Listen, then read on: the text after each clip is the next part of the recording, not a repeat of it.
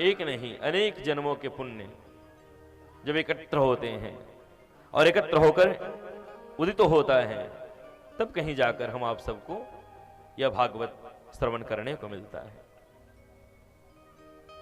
ये कथा सहज नहीं है। जिन कथा को श्रवण करने के लिए देवता आकाश से धरती पर उतर आते हैं, ऐसे देवता जिन्होंने भयंकर प्रयत्न करके अधिक प्रयत्न करते हुए समुद्र के द्वारा प्राप्त हुई जो अमृत हैं, उस अमृत को देवासुर संग्राम में भयंकर युद्ध होते हुए भी एक बूंद किसी को ना दिया, वह देवता पूरा घड़ा लेकर के आज धरती लोक में आ गए और आकर के सौदा करने लगे।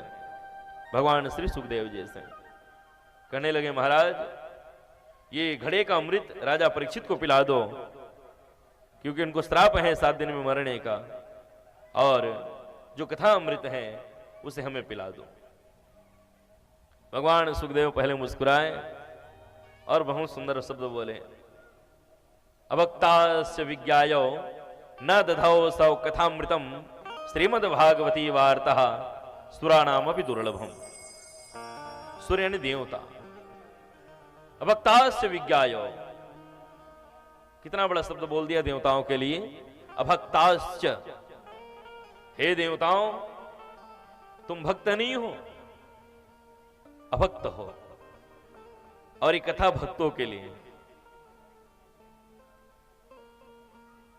क्वाम कांचम का मनेर महान, कहां तुम्हारी कांच है और कहां मेरी मणि। हाँ, ये सौदा करने आए हो तुम देवता।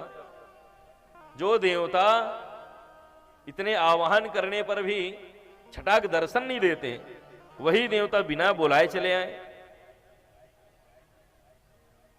सारे देवता कहने लगे, भगवान एक कथा की महिमा है, आप जो भागवत सुना रहे हो ना, ये भागवत हमको स्वर्गलोक से खींच लाई,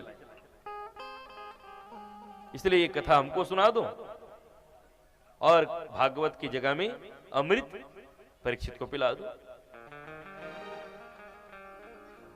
जिन कथा को सुनने देवता स्वर्ग से धरती आते हैं, फिर भी उन देवताओं को सुलभ नहीं है, लेकिन वही कथा हम आप सबको सहज मिल रही है। क्या है ये कथा? धन्यम भागवती वार्ता प्रेत पीड़ा विनाशिनीम। अन्य कथा व्यक्ति को जीते जी सुन करके मुक्ति प्रदान कराएगी। हाँ, अन्य कथा को श्रवण करना है तो जीवंत हमको रहना होगा, तब जाकर हमको कथा सुनने से कहीं कल्याण होगा। लेकिन धन्यम भागवती वार्ता, धन्य है ये भागवत की कथा कि प्रेत पीड़ा विनाशिनीम, प्रेत जैसे का भी उद्धार कर देती है ये कथा।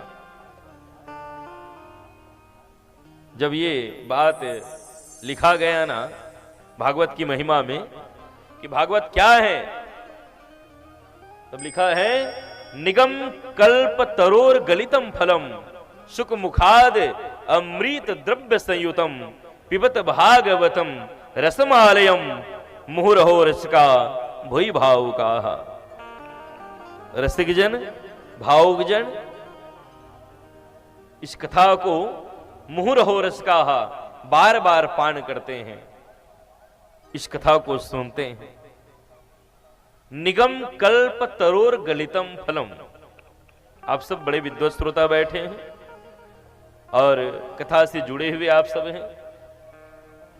यहां ऐसा कोई नहीं जो पहली बार कथा सुन रहा हो, आप सब कथा के प्रेमी हैं। मेरे शब्दों में ध्यान देना, भागवत में लिखा निगम कल्प तरोर गलितम फलम, और निगम क्या है आप सब जानते होंगे, क्योंकि हम सब वैष्णव परंपरा के मानने वाले भक्त हैं। 2 शब्द आते हैं, आगम निगम, पुराण बखाना। आगम और निगम, आगम कहते हैं पुराणों को।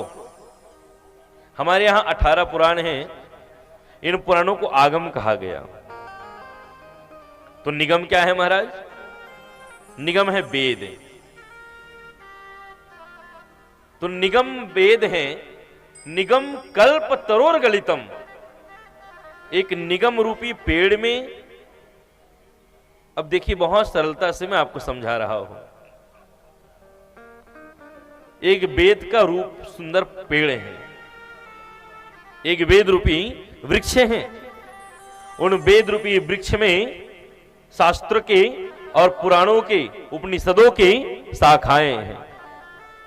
आप कल्पना करिए, हमारे एक सुंदर पेड़ है, कौन सा? वेद का।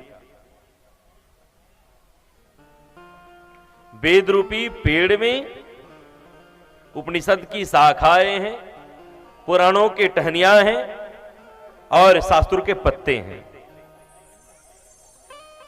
आप सब सुन रहे हो ना मुझे?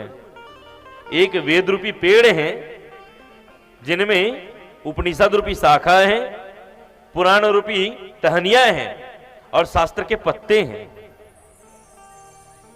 और इन शास्त्रों के पत्तों के मध्य में एक फल है, और उस फल का नाम ही भागवत है।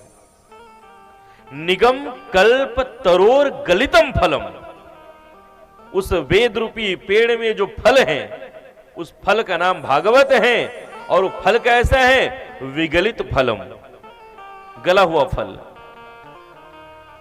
और उस फल की विशेषता है, उस फल में बाहर कोई छिलका नहीं और अंदर कोई गुठली नहीं।